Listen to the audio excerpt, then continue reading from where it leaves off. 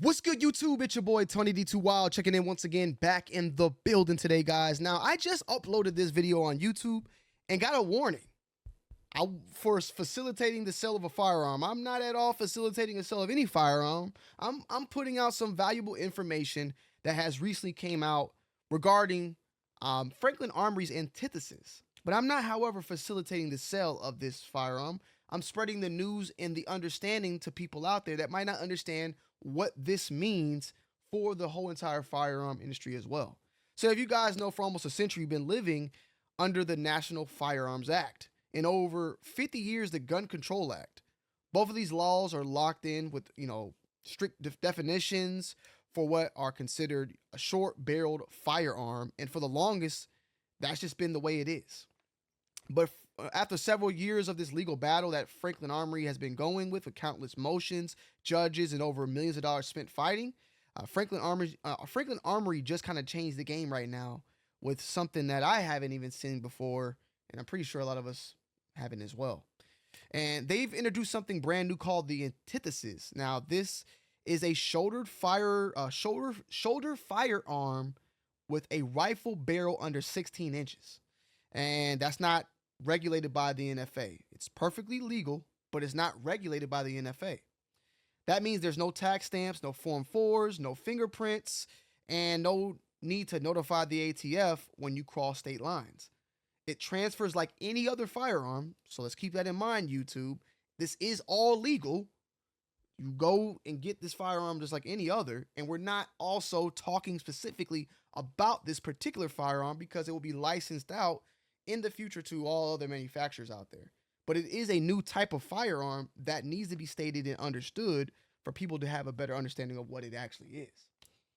So straight form 4473 is what is utilized on this. So with that said, I think there's like 6 different versions of this antithesis chambered in 5.56 with barrels ranging from 7.5 to 12.5, and no matter the barrel length, these are not classified as NFA items. Now, how do they pull this off? How is this going on? How is this legal? Well, the NFA and the GCA both define a rifle as a firearm that is meant to fire only one single projectile through the rifled bore. By the way, rifled bore, not smooth bore. Franklin Armory uses those same exact words, pretty much not necessarily against this, technically against the system, right? But it's not a loophole. It's just using their actual utilized words. The antithesis is designed to fire not just a single projectile and not just standard single rounds, but also multi-projectile ammo. Because of that, the federal judge that ruled this fit the legal definition of, because of that, the federal judge ruled that it wasn't the legal definition of a rifle. ATF tried to push back, but the court sided with Franklin Armory on this.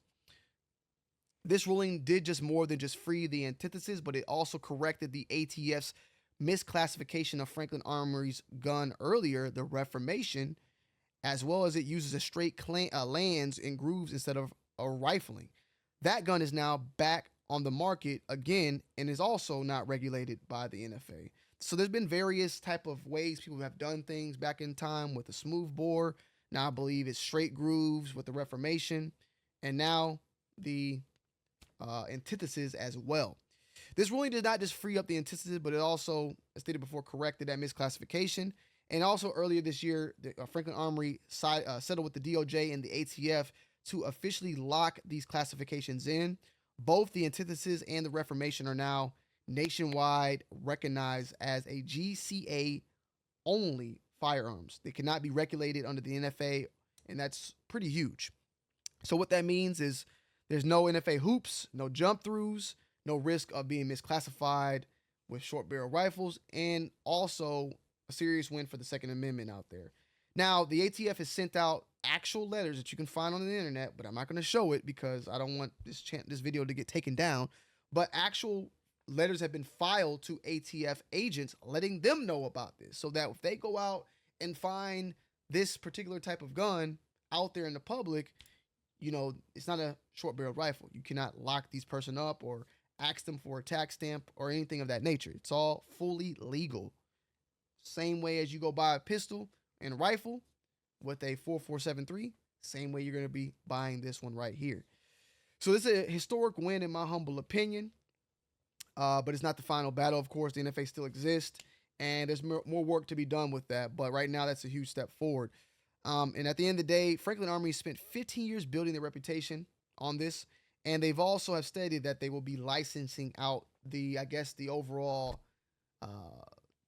They're going to be licensing the antithesis to other manufacturers out there, not necessarily like the actual firearm, but I guess the way that the rifling or the chambering or whatever they do that make it able to fire multiple projectiles instead of a single fire one, they're going to license that out to other gun manufacturers. So you might see other big time gun manufacturers out there that will utilize that specific, I guess you could say, platform or that specific layout. And we will see more of these short rifled barrels on the market that will not have any sort of NFA tax stamp that is necessarily needed. So keep that in mind. One of the questions that I did ask, and I'll keep it very short and sweet, and I'm very curious if even Franklin Armory will make more note of this, is, of course, when we think of classification of a firearm, especially on rifles, however, this is, I guess, technically not a rifle. I wonder, though, is the serial number on this specific platform on the upper receiver or the lower? Typically, when it comes to an AR-15 platform or something of like it, it's usually on the lower portion of the firearm. If it is on the lower portion of the firearm of this, I'm curious to know then, does it matter then whatever upper is put on the firearm?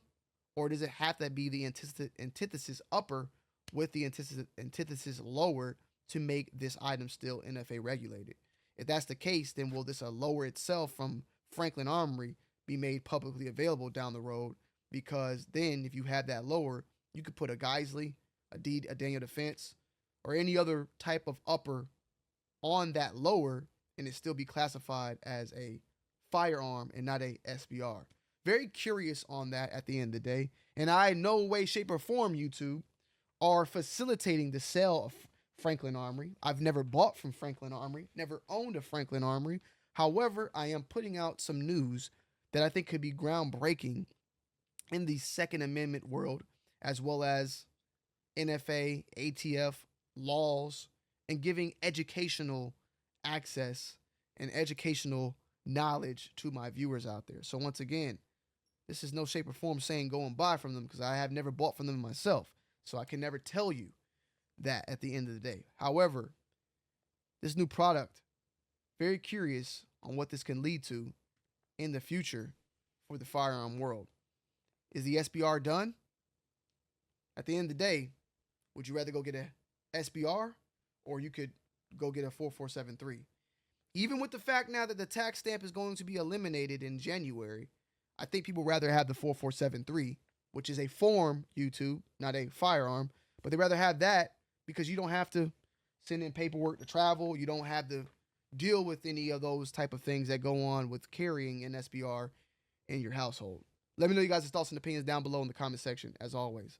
Love y'all. Appreciate y'all. I'm out. Peace.